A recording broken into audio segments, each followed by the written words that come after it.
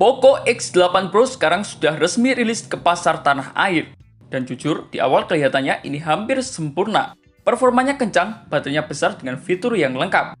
Bahkan banyak yang langsung bilang ini auto best di kelasnya. Tapi setelah hype itu mulai turun, dan setelah dilihat lebih dalam, ternyata nggak sesempurna itu.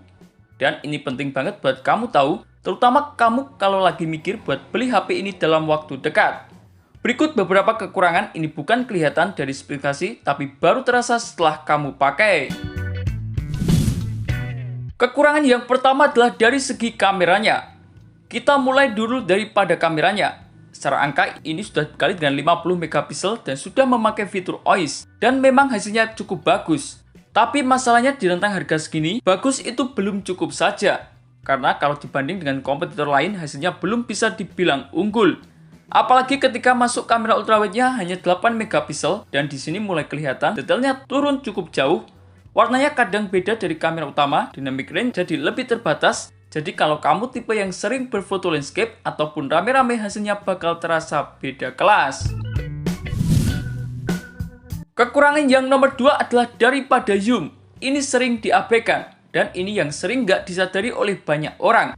Di sini tidak adanya kamera telefoto, artinya semua zoom itu digital. Kalau dipakai sedikit masih oke, tapi begitu masuk zoom agak jauh, detailnya langsung hancur, noise mulai muncul dan hasilnya jadi kurang enak untuk dilihat.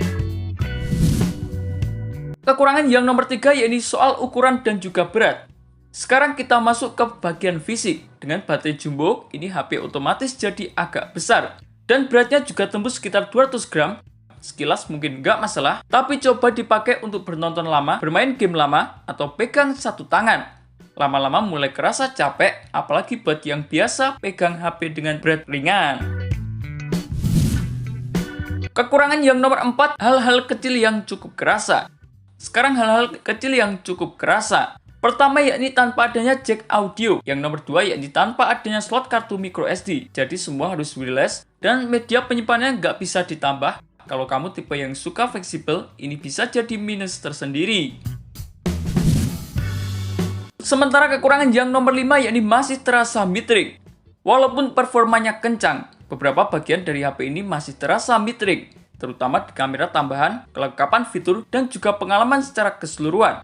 Jadi kesannya kuat di satu sisi tapi biasa di sisi lain, dan yang ini bikin HP ini nggak benar-benar sempurna. Sementara kekurangan yang nomor 6 adalah dari segi softwarenya.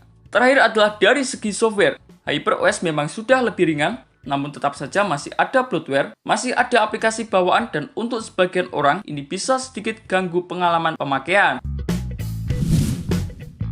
Jadi setelah resmi rilis, Poco X8 Pro ini tetap HP yang sangat menarik, performanya kencang, baterainya besar, dan juga punya nilai yang cukup tinggi. Tapi ini bukan HP tanpa kompromi, dan itu yang harus kamu pahami sejak awal. Oleh karena itu, siapa yang cocok untuk HP ini? Kalau kamu fokus performa, suka gaming, atau butuh HP kencang, ini masih pilihan yang sangat worth it. Namun kalau kamu fokus ke kamera, suka HP ringan, dan juga butuh fitur lengkap tanpa kompromi, mungkin ada pilihan lain yang lebih cocok.